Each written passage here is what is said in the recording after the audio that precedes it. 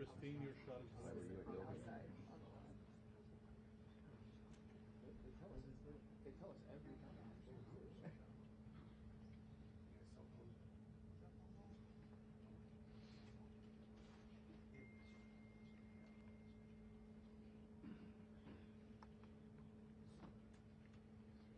Sorry, I keep bumping you. Try not to. Yeah, at least the jacket's soft.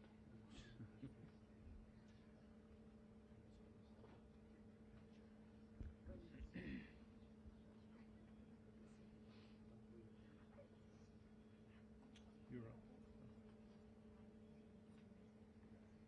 Yeah, I can see it on Fox back there.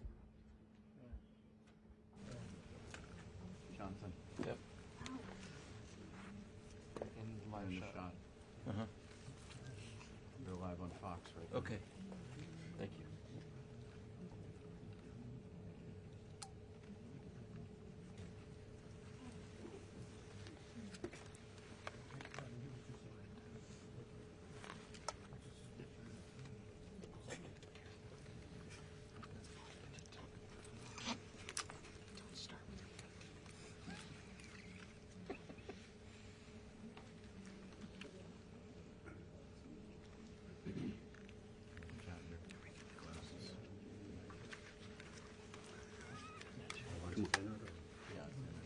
Come on.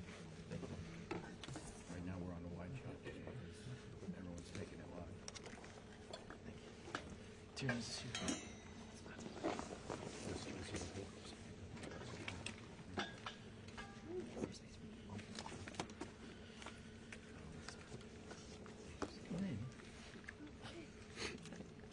watch your left foot. Yeah, Left foot? Yeah, you're fine. Left foot, left foot, left foot. Thank you.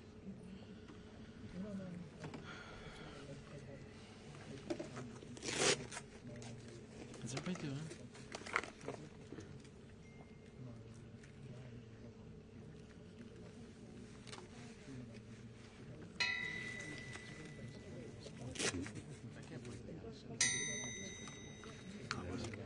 I know, it was such a good Set up. I thought this was going to take hours.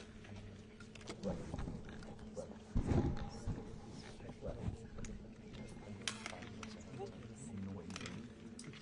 You know what you're doing? Sir, sir, if you could please take like a half step back. Those are really wide-angle lenses, and you'll, if the two of you move forward, you'll be in the shot as the ma'am in the white also. The farther y'all press forward, the more you're going to be in these shots. They're super wide-angle. Thanks, Julio. Thank you. Oh, it's for AV? Oh, no, I'm going to set that.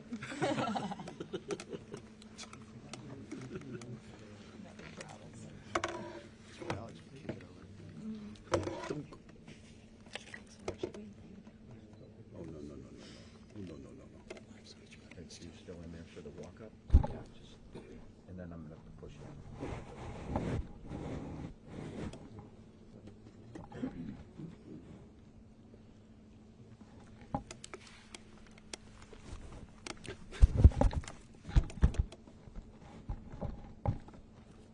Test image. It's a handheld camera test image. Test image. 24 to 70.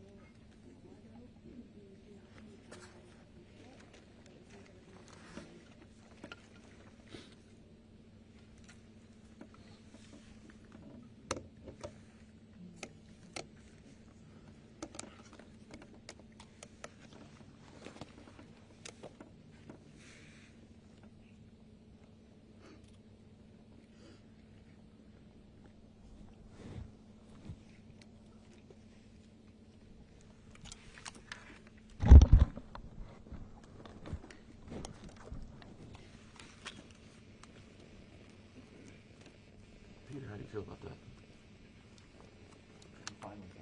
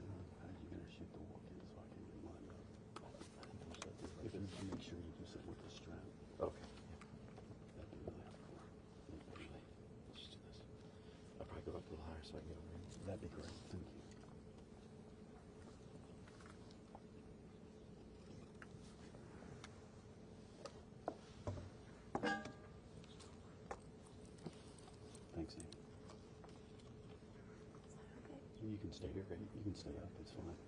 Thank you.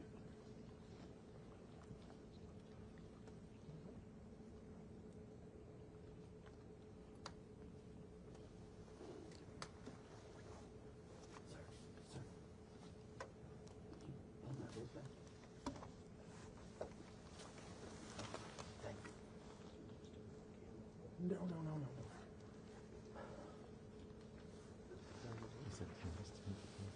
Can't touch it. Jesus Christ.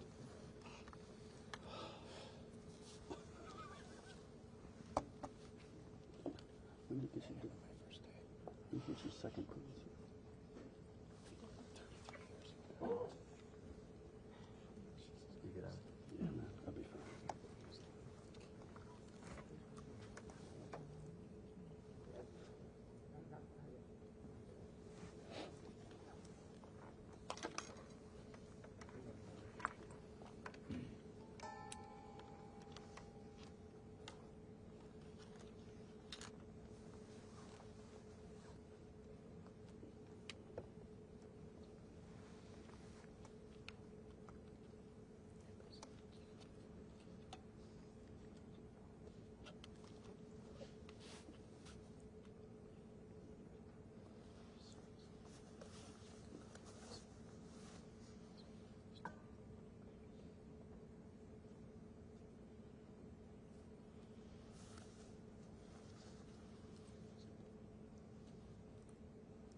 You're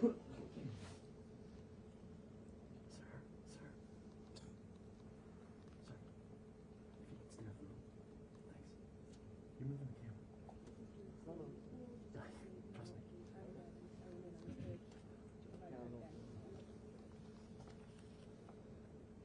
Thanks, Julio. It's primarily an issue for the walkout. Yeah, no, I understand. That's about it. The rope is pushing. There we go. Thank you. There we go. Thank you. Thanks, Julio.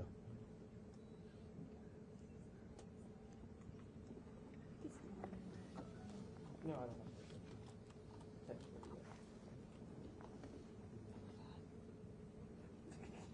Yeah.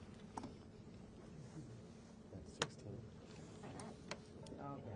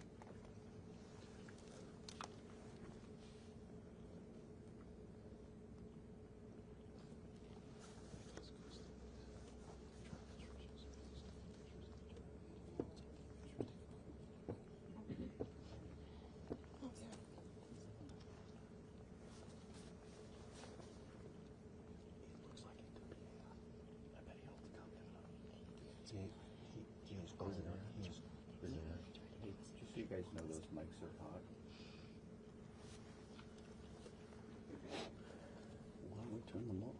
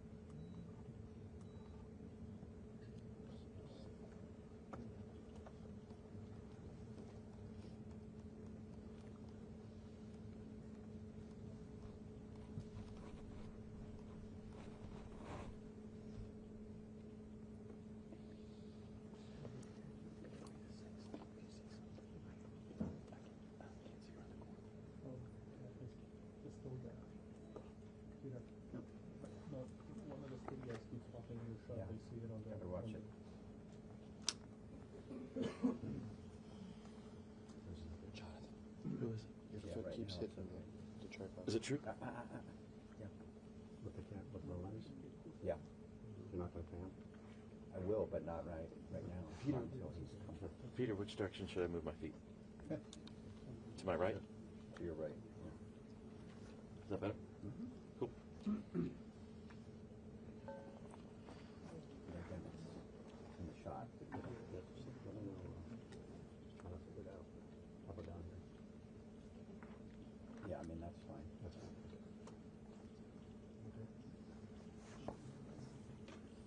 If that's okay? Yeah.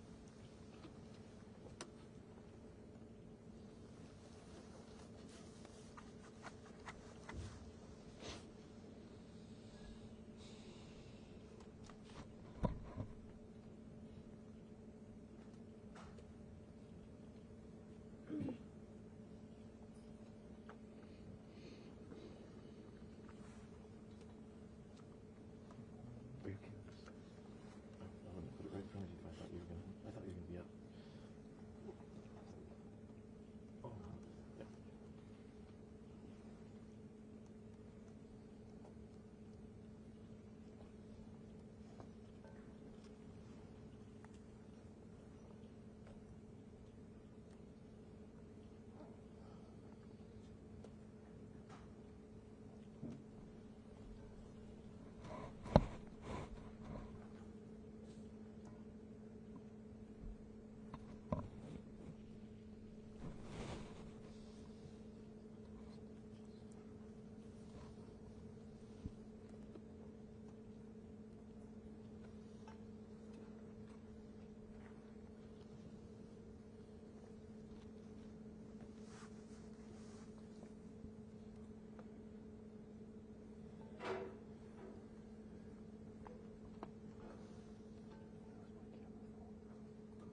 No, yours is fine.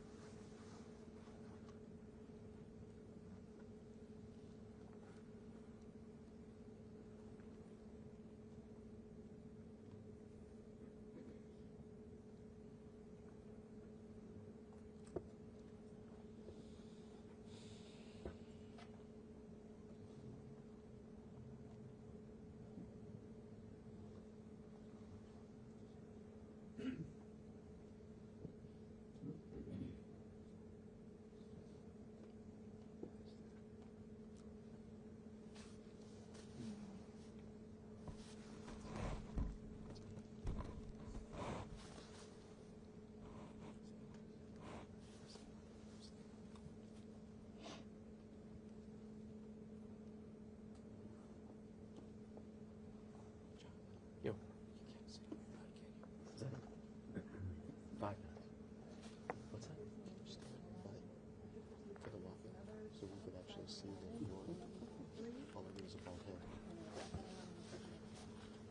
Can you be 6'2"?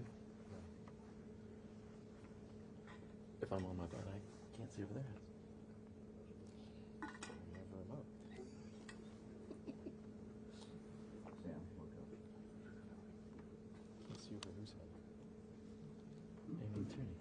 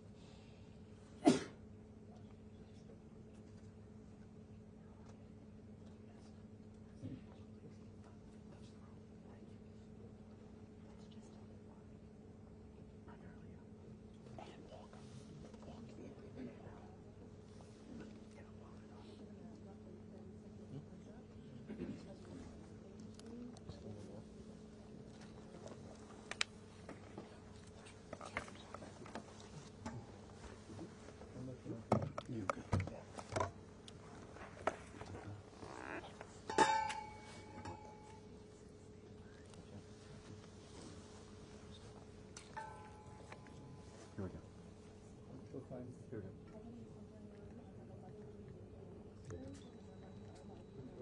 Good morning. Okay, thank you very much. This is big stuff, and we appreciate you being here. Late last night and early today, at my direction, the United States Armed Forces conducted an extraordinary military operation in the capital of Venezuela. Overwhelming American military power, air, land, and sea, was used to launch a spectacular assault. And it was an assault like people have not seen since World War II. It was a force against a heavily fortified military fortress in the heart of Caracas to bring outlaw dictator Nicolas Maduro to justice. This was one of the most stunning, effective, and powerful displays of American military might and competence in American history. And if you think about it, we've done some other good ones, like the attack on Soleimani, the attack on al-Baghdadi, and the obliteration and decimation of the Iran nuclear sites just recently in an operation known as Midnight Hammer, all perfectly executed and done. No nation in the world could achieve what America achieved yesterday, or frankly in just a short period of time. All Venezuelan military capacities were rendered powerless as the men and women of our military, working with U.S. law enforcement, successfully captured Maduro in the dead of night. It was dark. The lights of Caracas were largely turned off due to a certain expertise that we have. It was dark, and it was deadly.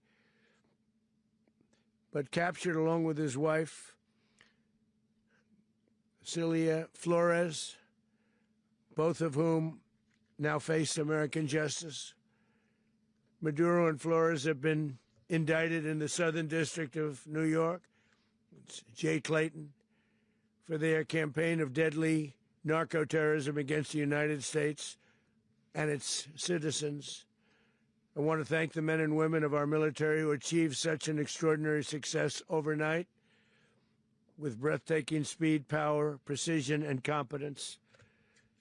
You rarely see anything like it. You've seen some raids in this country that didn't go so well. They were an embarrassment. If you look back to Afghanistan, or if you look back to the Jimmy Carter days, they were different days. We're a respected country again, maybe like never before. These highly trained warriors, operating in collaboration with U.S. law enforcement, caught them in a very ready position. They were waiting for us. They knew we had many ships out in the sea, just sort of waiting. They knew we were coming. So they were in a ready, what's called a ready position, but they were completely overwhelmed and very quickly incapacitated. If you would have seen what I saw last night, you would have been very impressed. I'm not sure that you'll ever get to see it, but it was an incredible thing to see. Not a single American service member was killed, and not a single piece of American equipment was lost. We had many helicopters, many planes, many people involved in that fight.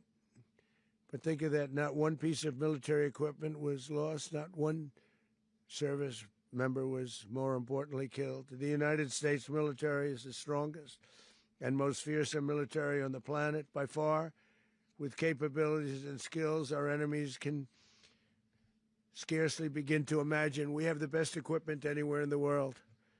There's no equipment like what we have, and you see that even if you just look at the boats. You know, we've knocked out 97% of the drugs coming in by sea.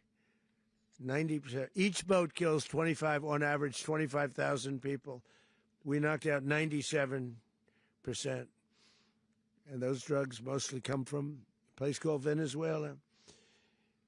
We're going to run the country until such time as we can do a safe, proper, and judicious transition. So we don't want to be involved with having somebody else get in, and we have the same situation that we had for the last long period of years. So we are going to run the country until such time as we can do a safe, proper, and judicious transition. And it has to be judicious because that's what we're all about. We want peace, liberty, and justice for the great people of Venezuela, and that includes many from Venezuela that are now living in the United States and want to go back to their country. It's their homeland. We can't take a chance that somebody else takes over Venezuela that doesn't have the good of the Venezuelan people in mind. We've had decades of that. We're not going to let that happen. We're there now, and what people don't understand, but they understand as I say this, we're there now, but we're going to stay until such time as the proper transition can take place. So we're going to stay until such time as we're going to run it, essentially, until such time as a proper transition can take place. As everyone knows, the oil business in Venezuela has been a bust, a total bust, for a long period of time. They were pumping almost nothing by comparison to what they could have been pumping and what could have taken place. We're going to have our very large United States oil companies, the biggest anywhere in the world, go in, spend billions of dollars, fix the badly broken infrastructure, the oil infrastructure, and start making money for the country. And we are ready to stage a second and much larger attack if we need to do so. So we were prepared to do a second wave if we needed to do so. We actually assumed that a second wave would be necessary, but now it's probably not. The first wave, if you'd like to call it that, the first attack was so successful, we probably don't have to do a second, but we're prepared to do a second wave, a much bigger wave, actually. This was pinpoint, but we have a much bigger wave that probably won't have to do. This partnership of Venezuela with the United States of America, a country that everybody wants to be involved with because of what we were able to do and accomplish, will make the people of Venezuela rich, independent, and safe. And it will also make the many, many people from Venezuela that are living in the United States extremely happy. They suffered. They suffered. So much was taken from them. They're not going to suffer anymore. The illegitimate dictator Maduro was the kingpin of a vast criminal network responsible for trafficking colossal amounts of deadly and illicit drugs into the United States. As alleged in the indictment, he personally oversaw the vicious cartel known as Cartel de las Solas, which flooded our nation with lethal poison, responsible for the deaths of countless Americans, the many, many Americans. Hundreds of thousands over the years of Americans died because of him. Maduro and his wife will soon face the full might of American justice and stand trial on American soil. Right now, they're on a ship. They'll be heading to, ultimately, New York, and then a decision will be made, I assume, between New York and Miami or Florida. But we have people where the overwhelming evidence of their crimes will be presented in a court of law. And I've seen it. I've seen what we have. It's both horrible and breathtaking that something like this could have been allowed to take place. For many years after his term as president of Venezuela expired, Maduro remained in power and waged a ceaseless campaign of violence, terror, and subversion against the United States of America, threatening not only our people, but the stability of the entire region. And you all saw it. In addition to trafficking gigantic amounts of illegal drugs that inflicted untold suffering and human destruction all over the country, all over in particular the United States, Maduro sent savage and murderous gangs, including the bloodthirsty prison gang Tren de Aragua, to terrorize American communities nationwide. And he did indeed. They were in Colorado. They took over apartment complexes. They cut the fingers off people if they called police. They were brutal, but they're not so brutal now. And I just have to congratulate our military, Pete and everybody, and our National Guard, because the job that they've done, whether it's in Washington, D.C., where we have a totally safe city, where it was one of the most unsafe cities anywhere in the world, frankly, and now we have no crime in Washington, D.C.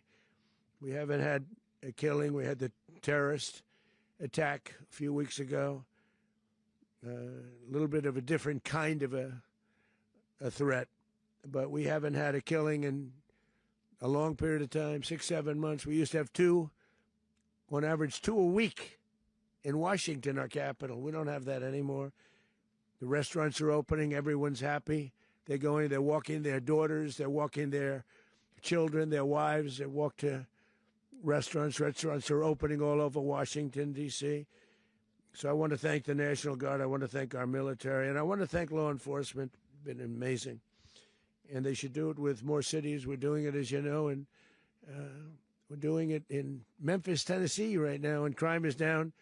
We've just sort of started a few weeks ago, but crime is down now 77%. And the governor of Louisiana called, great person, and he wanted us to help him, as you know, in a certain very nice part of Louisiana, and we have done that. And it was a rough section, and we have crime down. I understand it's down to almost nothing already after 2.5 weeks.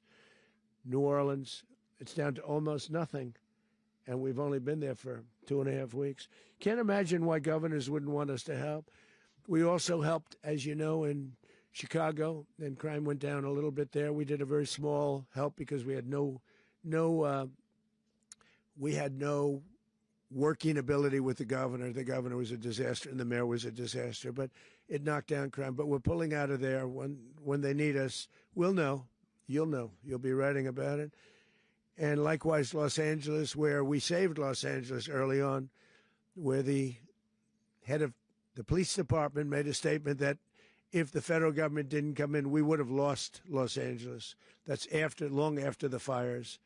That's when they had the riots in Los Angeles. We did a great job. Got no credit for it whatsoever, but that's okay. It doesn't matter. We don't need the credit. But we'll be pulling out when they need us. They'll call, or we'll go back if we have to. We'll go back. But we did a great job in various cities. But the place that we're very proud of is Washington, D.C., because it's our nation's capital. We took it from being a crime-ridden mess to being one of the safest cities in the country. But the gangs that they sent raped, tortured, and murdered American women and children. They were in all of the cities I mentioned, Tren de Aragua. And they were sent by Maduro to terrorize our people, and now Maduro will never again be able to threaten an American citizen or anybody from Venezuela. There will no longer be threats. For years, I've highlighted the stories of those innocent Americans whose lives were so heartlessly robbed by this Venezuelan terrorist organization. Really one of the worst. One of the worst. They say the worst. Americans like 12-year-old Jocelyn Nungary from Houston. Beautiful Jocelyn Nungary. What happened to her? They, as you know, they kidnapped, assaulted, and murdered by Tren de Aragua animals. They murdered Jocelyn and left her dead under the bridge. There was a bridge that will never be the same to so many people after seeing what happened. As I've said many times, the Maduro regime emptied out their prisons, sent their worst and most violent monsters into the United States to steal American lives. And they came from mental institutions and insane asylums. They came from prisons and jails. The reason I say both, they sound similar. Actually, prisons, a little bit more hostile, a little bit tougher. A mental institution isn't as tough as an insane asylum, but we got them both. They sent from their mental institutions. They sent from their jails, prisons. They were drug dealers. They were drug kingpins. They sent everybody bad into the United States, but no longer. And we have now a border where nobody gets through. In addition, Venezuela unilaterally seized and stole American oil, American assets, and American platforms, costing us billions and billions of dollars. They did this a while ago, but we never had a president that did anything about it. They took all of our property. It was our property. We built it. And we never had a president that decided to do anything about it. Instead, they fought wars that were 10,000 miles away. We built Venezuela oil industry with American talent, drive, and skill, and the socialist regime stole it from us during those previous administrations, and they stole it through force. This constituted one of the largest thefts of American property in the history of our country.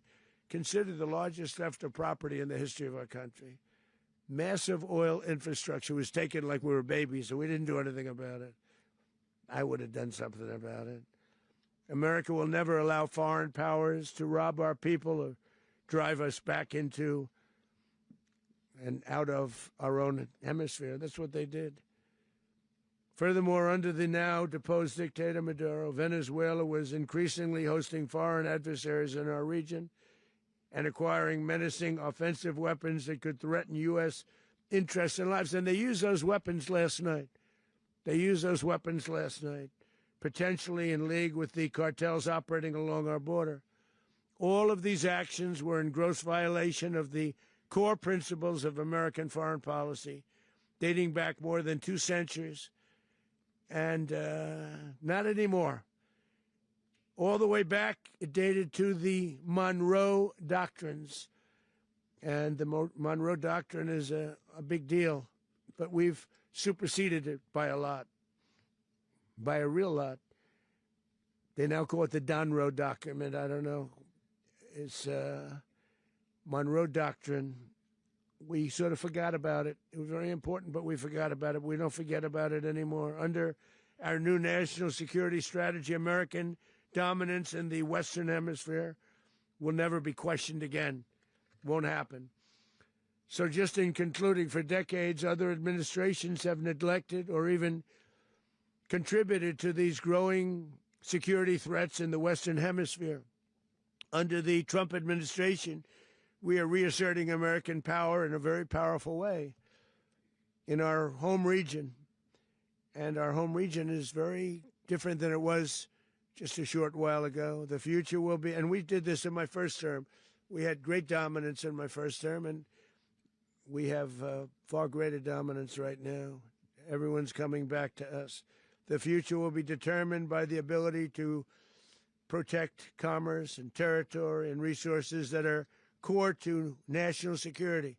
These are core to our national security. Just like tariffs they've made our country rich, and they've made our national security stronger than ever before. But these are the iron laws that have always determined global power. And we're going to keep it that way. We will secure our borders. We will stop the terrorists. We will crash the cartels, and we will defend our citizens against all threats, foreign and domestic. Other presidents may have lacked the courage or whatever to defend America, but I will never allow terrorists and criminals to operate with impunity against the United States. This extremely successful operation should serve as warning to anyone who would threaten American sovereignty or endanger American lives. Very importantly, the embargo on all Venezuelan oil remains in full effect. The American Armada remains poised in position, and the United States retains all military options until United States demands have been fully met and fully satisfied. All political and military figures in Venezuela should understand what happened to Maduro can happen to them, and it will happen to them if they aren't just, fair, even to their people. The dictator and terrorist, Maduro, is finally gone, and Venezuela people are free. They're free again. It's been a long time for them, but they're free. America is a safer nation. This morning, it's a prouder nation this morning because it didn't allow this horrible person and this country that was doing very bad things to us. It didn't allow it to happen. And the Western Hemisphere is right now a much safer place to be. So I want to thank everybody for being here. I want to thank General Raisin Kane. He's a fantastic man. I've worked with a lot of generals. I worked with some I didn't like. I worked with some I didn't respect. I worked with some that just weren't good. But this guy is fantastic. I watched last night one of the most precise attacks on sovereignty. I mean, it was an attack for justice. And I'm very proud of him, and I'm very proud of our Secretary of War, Pete Hegseth, who I'm going to ask to say a few words. Thank you very much. Mr. President, can you explain how the U.S. will run Venezuela? Well, thank you, Mr. President. Finally, a commander-in-chief the world respects and the American people deserve. And as the President said, words can barely capture the bravery and the power and the precision of this historic operation. A massive joint military and law enforcement raid flawlessly executed by the greatest Americans our country has to offer. American warriors are second to none, the best in the world and the best of our country. What all of us witnessed last night was sheer guts and grit, gallantry, and glory of the American warrior. I'm simply humbled by such men. And I tip my hat to our chairman, Dan Raisin Kane, and all those Americans who stood watch last night. Our warriors are the elite of America, and again, President Trump has your back. No other country on planet Earth, and it's not even close, could pull this kind of operation off. And no other president has ever shown this kind of leadership, courage, and resolve. The most powerful combination the world has ever seen. As the President said, our adversaries remain on notice. America can project our will anywhere, anytime. The coordination, the stealth, the lethality, the precision, the very long arm of American justice, all on full display in the middle of the night. Nicolas Maduro had his chance, just like Iran had their chance, until they didn't and until he didn't. He effed around, and he found out. President Trump is deadly serious about stopping the flow of gangs and violence to our country. Deadly serious about stopping the flow of drugs and poison to our people. Deadly serious about getting back the oil that was stolen from us. And deadly serious about reestablishing American deterrence and dominance in the Western Hemisphere. This is about the safety, security, freedom, and prosperity of the American people. This is America first. This is peace through strength. And the United States War Department is proud to help deliver it. Welcome to 2026. And under President Trump, America is back. I'd like to welcome now our chairman, Chairman Raisin Kane, to give a few more details about the operation. Mr. Chairman. Thank you, Mr. Secretary. Thank you, Mr. President, and good morning. Last night, on the order of the President of the United States and in support of a request from the Department of Justice, as the President said, the United States military conducted an apprehension mission in Caracas, Venezuela, to bring to justice two indicted persons, Nicolas and Cecilia Maduro. This operation, known as Operation Absolute Resolve, was discreet, precise, and conducted during the darkest hours of January 2nd and was the culmination of months of planning and rehearsal, an operation that, frankly, only the United States military could undertake. What I'd like to do this morning is talk to you through some of the preparation and the details without compromising any of our tactics, techniques, and procedures. There is always a chance that we'll be tasked to do this type of mission again. Our interagency work began months ago and built on decades of experience of integrating complex air, ground, space, and maritime operations. While the past 2 decades have honed the skills of our special operations forces, this particular mission required every component of our joint force, with soldiers, sailors, airmen, Marines, and Guardians working in unison with our intelligence agency partners and law enforcement teammates in an unprecedented operation. We leveraged our unmatched intelligence capabilities and our years of experience in hunting terrorists, and we could not have done this mission without the incredible work by various intelligence agencies, including the CIA, NSA, and NGA. We watched, we waited, we prepared, we remained patient and professional. This mission was meticulously planned, drawing lessons from decades of missions over the last many years, many missions over these last many years. This was an audacious operation that only the United States could do. It required the utmost of precision and integration within our joint force. And the word integration does not explain the sheer complexity of such a mission. An extraction so precise it involved more than 150 aircraft launching across the Western Hemisphere in close coordination, all coming together in time and place to layer effects for a single purpose: to get an interdiction force into downtown Caracas while maintaining the element of tactical surprise. Failure of one component of this well-oiled machine would have endangered the entire mission, and failure is never an option for America's joint force. Those in the air over Caracas last night were willing to give their lives for those on the ground and in the helicopters. Let me talk a little bit about the preparation. After months of work by our intelligence teammates to find Maduro and understand how he moved, where he lived, where he traveled, what he ate, what he wore, what were his pets, in early December, our force was set pending a series of aligned events.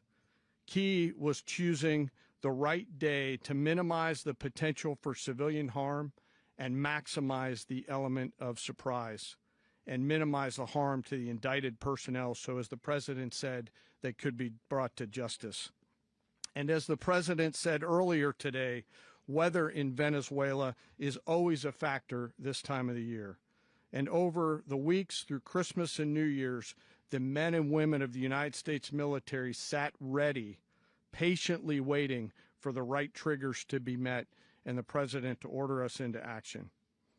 Last night, the weather broke just enough, clearing a path that only the most skilled aviators in the world could maneuver through. Ocean, mountain, low cloud ceilings, but when tasked with a mission, this organization does not quit.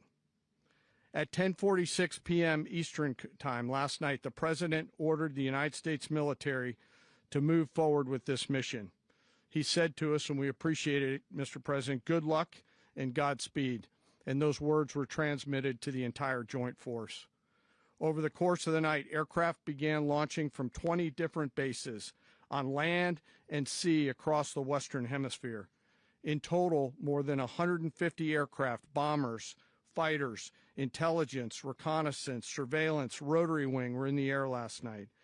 Thousands and thousands of hours of experience were airborne. Our youngest crew member was 20, and our oldest crew member was 49.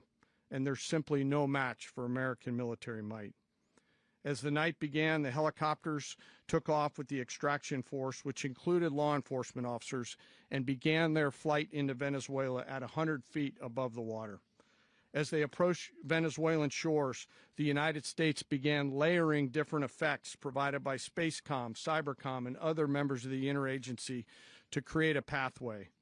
Overhead, those forces were protected by aircraft from the United States Marines, the United States Navy, the United States Air Force, and the Air National Guard. The force included F-22s, F-35s, F-18s, EA-18s, E-2s, B-1 bombers, and other support aircraft, as well as numerous remotely piloted drones. As the force began to approach Caracas, the Joint Air Component began dismantling and disabling the air defense systems in Venezuela, employing weapons to ensure the safe passage of the helicopters into the target area. The goal of our air component is, was, and always will be to protect the helicopters and the ground force and get them to the target and get them home. As the force crossed the last point of high terrain where they'd been hiding in the clutter, we assessed that we had maintained totally the element of surprise.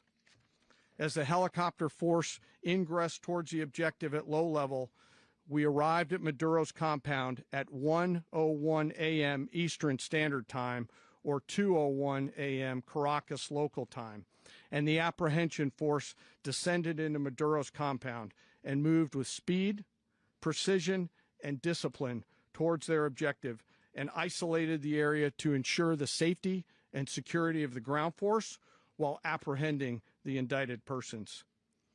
On arrival into the target area, the helicopters came under fire, and they replied with that fire with overwhelming force in self-defense. One of our aircraft was hit but remained flyable, and as the President said earlier today, all of our aircraft came home, and that aircraft remained flyable during the rest of the mission. As the operation unfolded at the compound, our air and ground intelligence teams provided real-time updates to the ground force, ensuring those forces could safely navigate the complex environment without unnecessary risk. The force remained protected by overhead tactical aviation. Maduro and his wife, both indicted, gave up and were taken into custody by the Department of Justice, assisted by our incredible U.S. military with professionalism and precision, with no loss of U.S. life. After securing the indicted persons, the force began to prep for departure.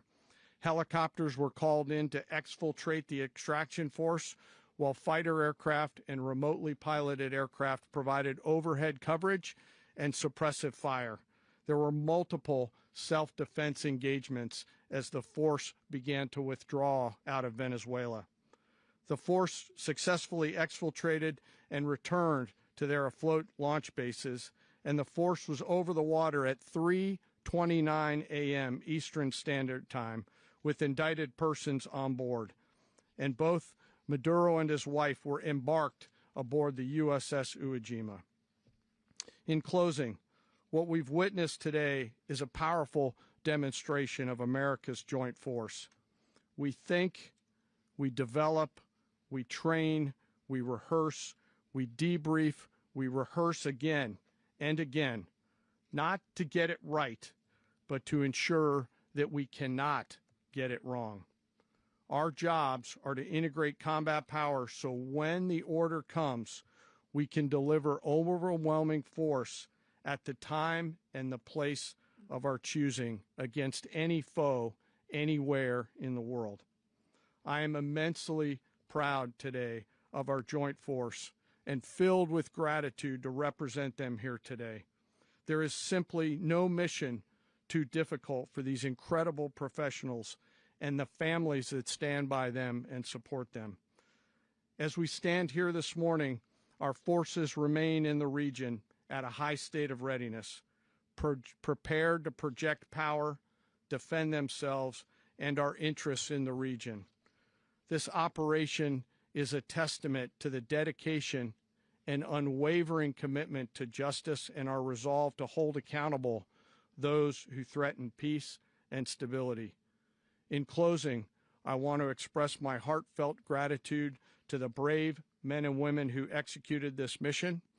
Their courage and tireless commitment to our nation are what makes us strong. Thank you, Mr. Secretary, and thank you, Mr. President. Well, I don't have much to add to what you've heard now, other than the following points. Nicolas Maduro was indicted in 2020 in the United States. He is not the legitimate president of Venezuela. That's not just us saying it. The first Trump administration, the Biden administration, the second Trump administration, none of those three recognized him. He's not recognized by the European Union and multiple countries around the world. He is a fugitive of American justice with a $50 million reward, which I guess we saved $50 million. And make sure. Yeah, exactly. But don't let anybody claim it. Nobody deserves it but us. But I want to be clear about one thing. Nicolas Maduro had multiple opportunities to avoid this. He was provided multiple very, very, very generous offers and chose instead to act like a wild man, chose instead to play around. And the result is what we saw tonight.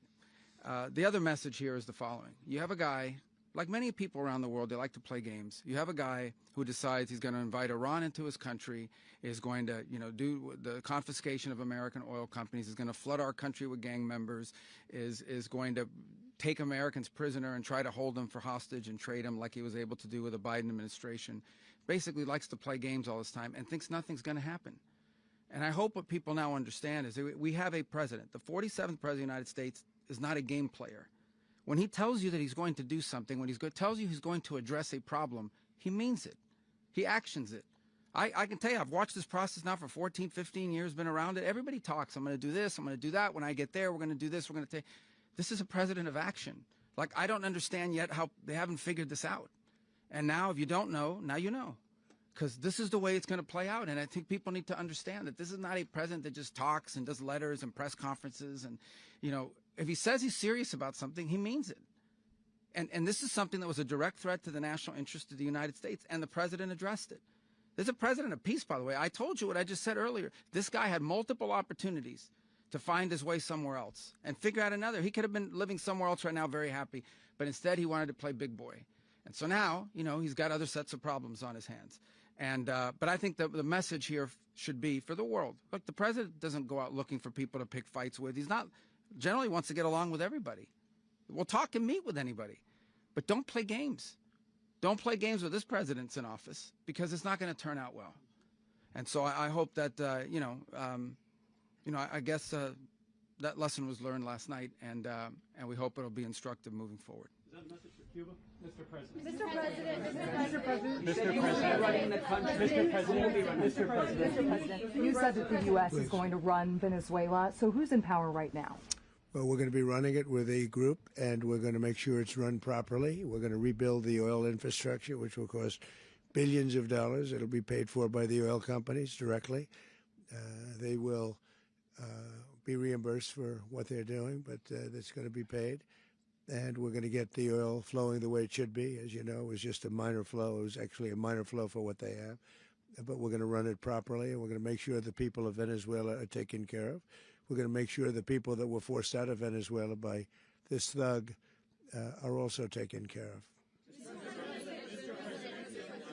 Mr. President, does the U.S. running the country mean that U.S. troops will be on the ground? How will that work? Well, they always say boots on the ground. So we're not afraid of boots on the ground if we have to have. We had boots on the ground last night at a very high level, actually. We're not afraid of it. We don't mind saying it. But we're going to make sure that that country is run properly. We're not doing this in vain. This is a very dangerous attack. This is an attack that could have gone very, very badly. Could have gone very badly.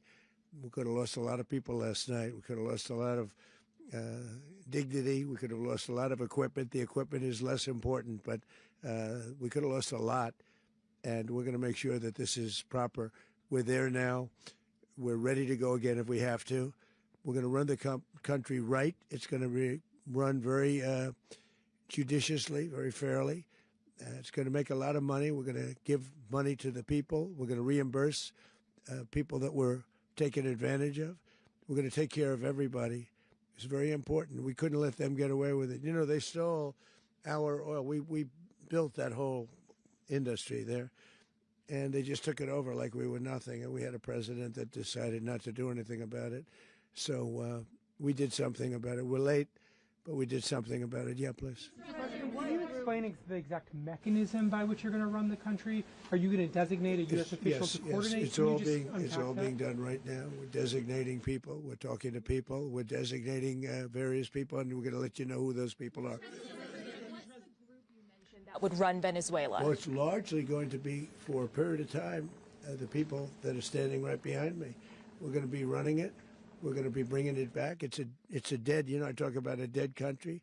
A year and a half ago, we were a dead country. Now we're the hottest country anywhere in the world. We're a country doing better than any country anywhere in the world. And it required leadership. Venezuela has a lot of bad people in there, a lot of bad people that shouldn't be leading. We're not going to take a chance that one of those people take over for Maduro. So you can look at, and others, we have fantastic people, including people in the military. So we're going to have a group of people running it until such time as it can be put back on track, make a lot of money for the people, and give people a great way of life, and also reimbursement for people in our country that were forced out of Venezuela. Rubio would be. You said earlier today that you weren't going to back Machado to come back and be the opposition leader in your Fox and Friends interview. And then you also mentioned the vice president of Venezuela. Are you going to work with the vice president of Venezuela, or how do you foresee the relationship going? I understand she was just sworn in, but she was, as you know, picked by Maduro. So Marco's working on that directly. He just had a conversation with her, and she's essentially willing to do what we think is necessary to make Venezuela great again. Very simple. Mr. President, Colombian President Gustavo Petro, a couple weeks ago, he said he's got to watch his ass. And today he said he's not concerned about anything happening to him in the aftermath of this operation. So just what your message is about that. Well, he has cocaine mills. He has factories where he makes cocaine. And, yeah, I think I stick by my first statement. He's making cocaine. They're sending it into the United States. So he does have to watch his ass. Mr. President, did you notify any members of Congress in advance? Marco, do you want to talk about that? Because you were involved in it. Sure. We call members of Congress immediately after. This was not the kind of mission that you can do congressional notification on. It was a trigger-based mission in which conditions had to be met night after night. We watched and monitored that for a number of days. So it's just simply not the kind of mission you can call people and say, hey, we may do this at some point in the next 15 days. But it's largely a law enforcement function. Remember, at the end of the day, at its core, this was an arrest of 2 indicted fugitives of American justice, and the Department of War supported the Department of Justice in that job. Now, there are broader policy implications here, but it's just not the kind of mission that you can pre-notify because it endangers the mission. Plus, if I could add one thing to that, Congress has a tendency to leak. This would not be good. If they leaked, General, I think it would have been maybe a very different result. But I have to say, they knew we were coming at some point, We had a lot of ships out there. They sort of knew we were coming. We went there. But Congress will leak, and we don't want leakers. Mr. President, you were one of the only people to watch this all play out live. What was Maduro doing when the U.S. forces entered what I assume would be his home? And also, was there any point where the U.S. was considering if Maduro pushed back or resisted killing Maduro? It could have happened. It could have happened. He was trying to get into a safe place. The safe place is all steel. And he wasn't able to make it to the door because our guys were so fast. They went through the opposition so fast. And there was a lot of opposition. People were wondering, did we get them by surprise? Sort of surprised, but they were waiting for something. It was a lot of opposition. There was a lot of gunfire. You saw some of it today. But he was trying to get to a safe place, which wasn't safe because we would have had the door blown up in about 47 seconds, they say on average, regardless of how thick the steel was. It was a very thick door. It was a very heavy door, but he was unable to get to that door. He made it to the door. He was unable to close it.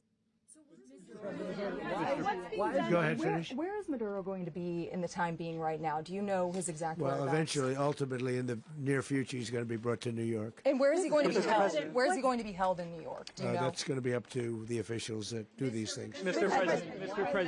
President, the U.S. has something of a mixed track record of ousting dictators without necessarily a plan for what comes afterwards. Not with Did me, that weigh on your decision? Well, that's when we had different presidents, but with me, that's not true. With me, we've had a perfect track record of winning. We win a lot, and we win. If you look at Soleimani, you look at al-Baghdadi, you look at the Midnight Hammer. Midnight Hammer was incredible. Right now, you wouldn't have peace in the Middle East. We have essentially peace in the Middle East because of that. If we weren't successful with Midnight Hammer, you wouldn't have peace in the Middle East. So, with me, you've had a lot of victory. You've had only victories. You've had no losses. Yeah. President, How long do you expect the U.S. to run Venezuela, and how soon do you want the Venezuelan people to hold elections? So I'd like to do it quickly, but it takes a period of time. You know, we're rebuilding. We have to rebuild their whole infrastructure. The infrastructure is rotted. It's actually very dangerous. It's blow-up territory. Oil is very dangerous. It's a very dangerous thing to take out of the ground. It can kill a lot of people. It has killed a lot of people doing just that.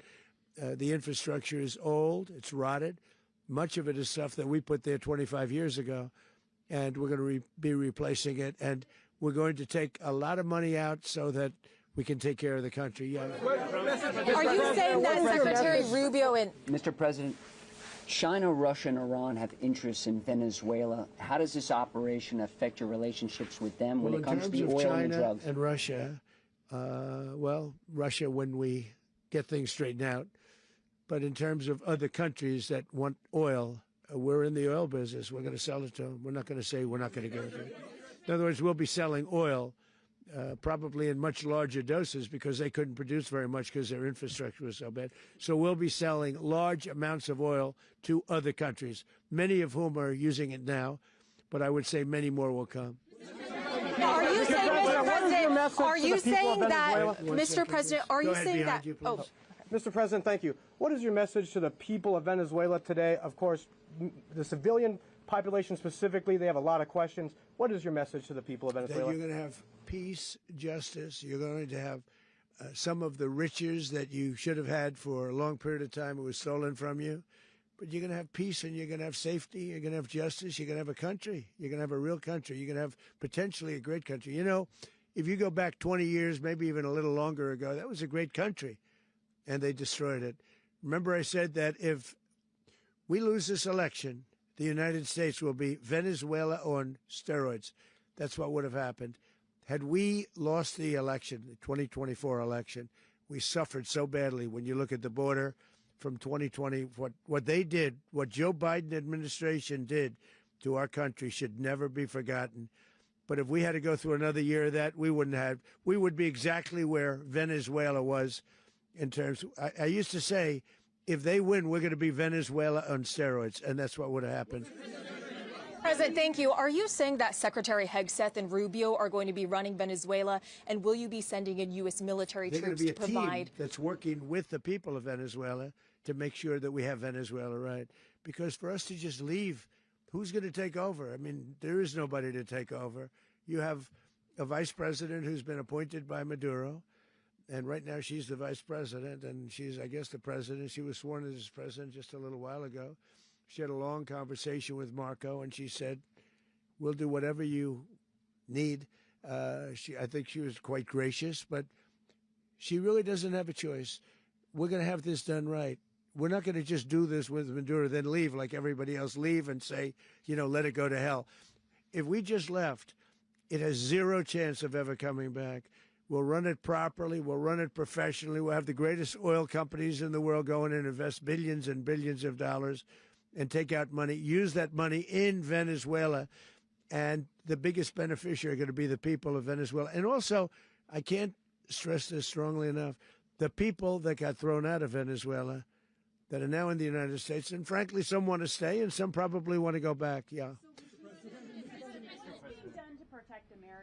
In the country, and were any of the detained Americans? Well, right now they're very protected because nobody's going to mess with us. They're very protected. The people of, and we let them know that you better not touch one of them. Are you concerned that bad elements of the Maduro regime will remain in place? Well, we know who they are. We're on them, and they're acting much differently now than they would have acted 2 days ago. Okay, wait, behind you, please. Mr. President, why is running a country in South America America first?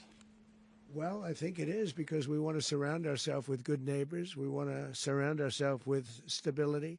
We want to surround ourselves with energy. We have tremendous energy in that country. It's very important that we protect it. We need that for ourselves. We need that for the world. And we want to make sure we can protect it. Yes, sir. Please, go ahead. Yeah, is there a message here for Cuba and Diaz-Canel? Well, Cuba is an interesting case. Cuba is, not doing very well right now. That system has not been a very good one for Cuba. The people there have suffered for many, many years.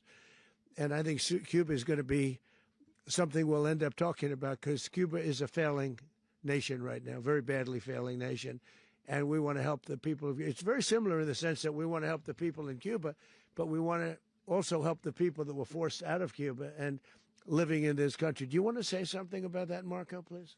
Well, I mean, I just gave you a statement a few minutes ago about, you know, when the president speaks, you should take him seriously. Suffice it to say, you know, Cuba is a disaster. It's run by incompetent, senile men, and in some cases, not senile, but incompetent nonetheless. It has no economy. It's in total collapse. And by the way, you know, they were, you know, all of the guards that helped protect Maduro, this is well known, their whole spy agency, all that were full of Cubans.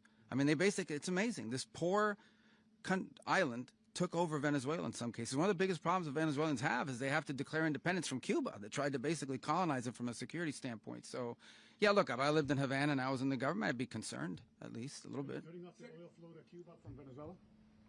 Well, the president already announced a week ago that anything that's sanctioned, it's sanctioned oil, it's not going to be allowed to get there. So that's a pre-existing. Mr. President. The answer is yes. Yes. Aware of the location of opposition leader Machado, and have you been in contact with her? No, we haven't. No, we haven't. Mr. President. Do you have any hesitations about Machado? Mr. President, on Monday. Oh, I think it would be very tough for her to be the leader. She doesn't have the support within or the respect within the country. She's a very nice woman, but she doesn't have the respect to be the leader. Mr. President, is it possible that the U.S. ends up administrating Venezuela for years? You know, well, you know, it won't cost us anything because the money coming out of the ground is very substantial, so it's not going to cost us anything. We will. Well, we want safety there. We want to be surrounded by countries that aren't housing all of our enemies all over the world. That's what was happening, and you don't want to have that. But we're going to be rebuilding, and we're not spending money. The oil companies are going to go in. They're going to spend money. We're going to take back the oil that, frankly, we should have taken back a long time ago. A lot of money is coming out of the ground. We're going to get reimbursed for all of that. We're going to get reimbursed for everything that we spend. So it's going to be a very important. This is a very big evening that took place last night. We have to be surrounded by safe, secure countries, and we also have to have energy. Very important. We have to have energy that's real energy, not where they're getting 4% and 5% of the energy out of the ground. You take a look. It was such a disaster. So what's going to happen with Venezuela, I think, over the next period of a year is going to be a great thing. And the people of Venezuela will be the biggest beneficiaries. Mr. President. Going to send in the U.S. military. Mr. President, thank you. What did you last speak to Maduro about when you spoke? And is the Well, U.S. I don't want to get into the Venezuela? conversations, but I did have conversations with him, and I said, you got to surrender. And I actually thought he was pretty close to doing so, but now he wished he did, yeah. You said that Maduro is responsible for drug trafficking. You recently pardoned the former president of Honduras, who was convicted on many drug trafficking. Can you explain how these two situations are different? Well, and would you ever pardon Maduro? I endorsed, as you know, the winning president, the man who won in Honduras. I endorsed the man who won in Chile. I endorsed the man who won in Argentina. And we are doing very well with that whole group. What the man that I pardoned was, if you could equate it to us, he was treated like the Biden administration treated a man named Trump. That didn't work out too well for them. This was a man who was persecuted very unfairly. He was the head of the country. He was persecuted very unfairly. And there are a number of them. And we felt that it was a very unfair situation that happened to him. He's also a party member of the man who won. So obviously the people liked what I did. And one of the reasons that was done is because of the fact that the party in power felt very strongly that that man was treated very badly. I studied it very quickly, and then I studied it in great detail. I went to a lot of the people standing behind me, and they felt that that man was persecuted and treated very badly. That's why I gave him a pardon. You referenced boots on the ground earlier. Can you just sort of button this up? Do you envision the U.S. military having a presence in Venezuela as the U.S. runs that country? No, we're going to have a presence in Venezuela as it pertains to oil, because we have to have, we're sending our expertise in. So you may need something, not very much. But no, we're going to be taking out a tremendous amount of wealth out of the ground, and that wealth is going to the people of Venezuela and people from outside of Venezuela that used to be in Venezuela. And it goes also to the United States of America in the form of reimbursement for the damages caused us by that country. So I want to thank you all very much. Thank you. Do you have one? Yes, please. You were so nice before. I'm going to give you the final question. Go Thank ahead. you, Mr. Unless President. it's a bad question, in It's which about case I'll Putin. go one word. It's about who? It's about Putin, if you want. About Putin. Well, that's always nice You had to a talk phone. about Putin. You had a phone call with him Yeah. on Monday. Did he talk at all about Maduro? Did y'all talk about this? No, we didn't. And We then, never spoke about Maduro. Are you mad at him right now? I mean, there's this I'm not intelligence. thrilled with Putin. I'm not thrilled with Putin. He's killing too many people. I thought that would be so. I settled 8 1/4 war. You know what the 1/4 was? Thailand and Cambodia. I did it again. They broke out, and I did it in about 5 hours, and I settled it. I'm giving myself 1/4, so I'm up to now 8 1/4. In other words, I settled the war, but then they broke out. They had a pretty bad breakout over the last 4 days. I got them to go back to peace. So I only give 1/4. I thought the easiest one would be, one of the easier ones would be Russia, Ukraine. It's not. And they both have done some pretty bad things. And look, that's Biden's war. That's not my war. But I want to stop the lives. Did you see where last month, 30,000, it was 27,000 the month before.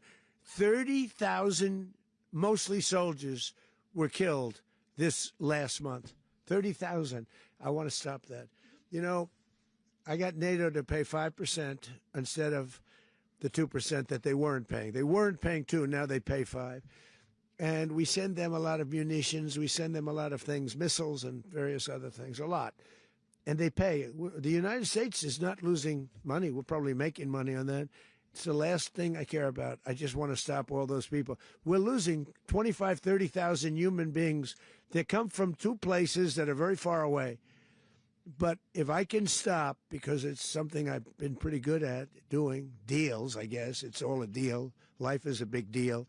But if I can stop that war and stop 30,000 young people, and to use an old term, that war has become a bloodbath. And we want it to get stopped. Thank you very much.